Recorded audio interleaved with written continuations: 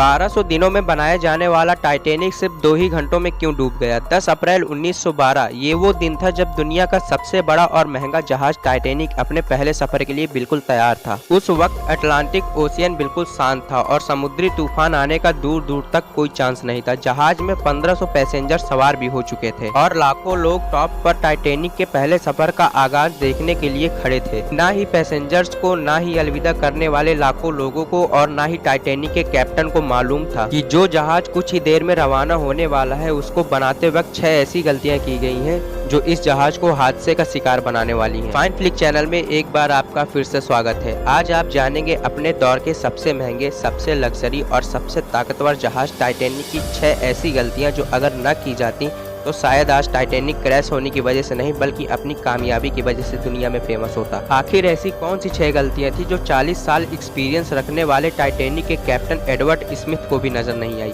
Captain के 40 साल के एक्सपीरियंस को तो छोड़े, ये गलतियां टाइटैनिक ऑपरेटर करने वाली company the white star line, जिसको 107 शिप ऑपरेट करने का एक्सपीरियंस था, उनको भी नजर नहीं आई। और तो और ये गलतियां टाइटैनिक मैन्युफैक्चर करने वाली कंपनी हार्लैंड एंड वोर्ड को भी नजर नहीं आई। इन्होंने सिर्फ टाइटैनिक से पहले ही 500 से ज्यादा शिप्स मैन्युफैक्चर किए थी। टाइटैनिक की कंस्ट्रक्शन 1907 में शुरू कर दी गई थी और लगभग 3 साल का वक्त और 2000 वर्कर्स की मेहनत के बाद जहाज को तैयार कर लिया गया। अब जहाज पूरी तरह से तैयार हो चुका था, लेकिन इसको टेस्ट करना अभी बाकी था। टाइटैनिक बनाने वालों का उस पर भरोसा तब ज्यादा हो गया जब टाइटैनिक ने अपना पहला टेस्ट कामयाबी से पार कर लिया था। टेस्ट पार करते ही पूरी दुनिया में कुछ अखबारों में इसकी मार्केटिंग की गई, जिसकी हेडलाइन थी अनसिंकेबल टाइटैनिक, यानी कभी न डूबने वाला जहाज बना लिया गया है। जहाज का पहला सफर इंग्लैंड के शहर साउथहैम्पटन से शुरू होना था, जिसका दिन 10 अप्रैल 1912 किया गया और जिसकी मंजिल अमेरिका का शहर न्यूयॉर्क था। टाइटैनिक के इकोनॉमी पोर्शन में सफर करने की कीमत $30 जबकि फर्स्ट क्लास में सफर करने की $150 थी, जो आज के दौर में 3,40,000 रुपए बनते हैं। इस मार्केटिंग के नतीजे में जल्दी जल्दी सारी टिकट्स बुक कर ली गई और आखिरकार वो दिन आ ही गया जब टाइटैनिक अपने पहले सफर के लिए रवाना होने वाला था। मिस्टेक नंबर 1, दोपहर को ठीक 12 बजे टाइटैनिक ने अपने पहले सफर का आगाज कर दिया और साथ ही टाइटैनिक की गलतियां सामने आना शुरू हो गई। कैप्टन स्मिथ को मालकान की तरफ से डेडलाइन मिल चुकी थी कि किसी भी सूरत में 17 अप्रैल तक यानी कि 7 दिनों में अमेरिका पहुंचना है। इसी वजह से कैप्टन ने जहाज की रफ्तार शुरू से ही बहुत तेज रखी थी और यही थी टाइटैनिक की सबसे पहली गलती। कैप्टन स्मिथ को मालकान की दी गई इंस्ट्रक्शन और प्रेशर की वजह से न्यूयॉर्क जल्द से जल्द पहुंचना था, क्योंकि ये टाइटैनिक का पहला सफर था और अगर वो न्यूयॉर्क टाइम से न पहुंचते तो टाइटैनिक के रेपुटेशन को काफी नुकसान होता। थोड़ी ही देर में जहाज साउथहैम्पटन के पोर्ट को इतना पीछे छोड़ गया कि अब दूर दूर तक नीले समंदर के अलावा कुछ भी नजर नहीं आ रहा था। मिस्टेक नंबर 2, अब टाइटैनिक को चलते हुए 3 दिन हो चुके थे। फ्रांस और आयरलैंड में थोड़ी देर के स्टॉप के अलावा टाइटैनिक पिछले 72 घंटों से लगातार न्यूयॉर्क की तरफ बढ़ता चला जा रहा था।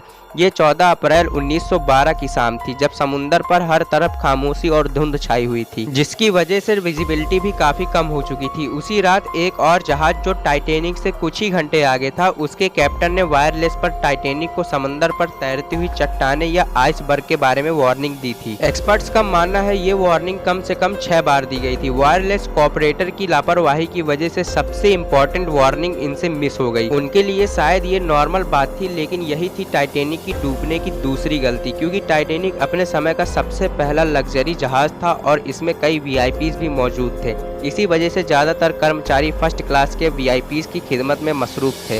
अगर इन वार्निंग को सीरियस लिया जाता तो आगे का पूरा सीन ही अलग होता। मिस्टेक नंबर 3, जहाज की स्पीड भी ज्यादा थी और उनसे एक बहुत इंपॉर्टेंट वार्निंग भी मिस हो चुकी थी। टाइटैनिक अब तेजी से बेखौफ अंदाज में आइसबर्ग की रेंज में बढ़ता चला जा रहा था, लेकिन अभी भी टाइटैनिक को हादसे से बचाया जा सकता था, क्योंकि जहाज के पहरेदार अलर्ट थे जो किसी भी आइसबर्ग को दूर से देखकर कैप्टन को बता सकते थे। लेकिन दूर से देखने के लिए उनके पास एक चीज मौजूद नहीं थी और वो चीज थी दूरबीन। जी हाँ, पहरेदार अलर्ट तो थे, लेकिन वो आइसबर्ग को दूरबीन न होने की वजह से दूर से नहीं देख सके और यही थी टाइटैनिक की तीसरी गलती। आइसबर्ग की खबर कैप्टन स्मिथ को उस वक्त हुई जब जहाज के पहरेदारों ने खबर दी कि जहाज के बिल्कुल सामने एक फुटबॉल फील्ड की साइज जितना आइसबर्ग है, लेकिन अब बहुत देर हो चुकी थी क्योंकि आइसबर्ग बहुत करीब आ चुका था। मिस्टेक नंबर 4, क्योंकि अटलांटिक ओशियन में शिप्स को अक्सर ऐसे आइसबर्ग का सामना करना पड़ता है जिसको बड़े बड़े जहाज आराम से हैंडल कर लेते हैं। शायद कैप्टन स्मिथ ने भी यही सोचा था। आइसबर्ग की खबर मिलते ही कैप्टन स्मिथ ने जहाज के इंजन बंद करने का हुक्म दिया और साथ ही टाइटैनिक का रुख बदलने का भी ऑर्डर दिया।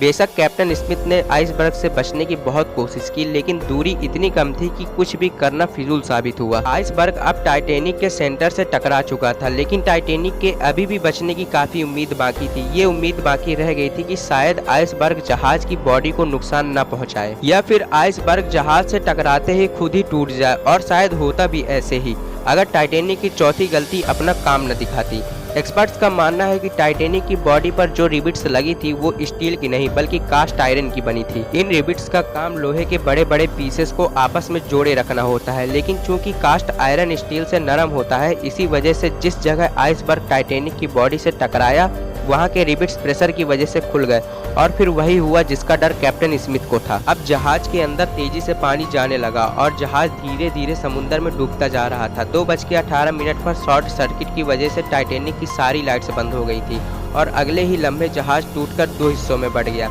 टाइटैनिक को समुद्र में डूबने में 2 घंटे 40 मिनट लगे और इस तरह 1500 लोग अटलांटिक ओशियन के ठंडे पानी में डूबकर मर गए। आपको एक और बात भी बताते चले कि पानी का टेम्परेचर उस वक्त -2 डिग्री सेल्सियस था। मतलब अगर पैसेंजर इस ठंडे पानी में छलांग भी लगाते तो बचने का कोई चांस नहीं था, क्योंकि इंसान इतने कम टेम्परेचर में 30 मिनट से ज़्यादा जिंदा नहीं रह सकता। कहा जाता है कि मरने वालों की तादाद 1500 से भी काफ़ी ज़्यादा थी। ऐसे ही अमेजिंग फैक्ट वीडियोस के लिए फाइन फ्लिक चैनल को एक सब्सक्राइब तो बनता है।